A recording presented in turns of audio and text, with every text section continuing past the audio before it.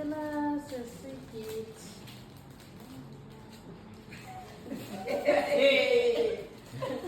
Sesigithi kunjani?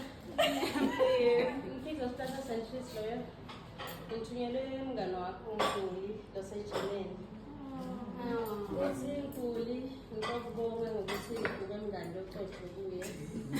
Uyabonga i-support yakho. Uthi uyabonga kakhulu ukuthi nalesikhathi ashonele umsapotile waze wathumela namakwakhe ukuthi uyomlilisa. Wakho wafa wambhalela amapokisi wamilisa ekhaya yena angekho. So uthi uyafisa ukuthi le friendship yenu kwangazuthi ingahlala ingangamungi iqhubeke njalo. Uyabonga thina nomfundo bona.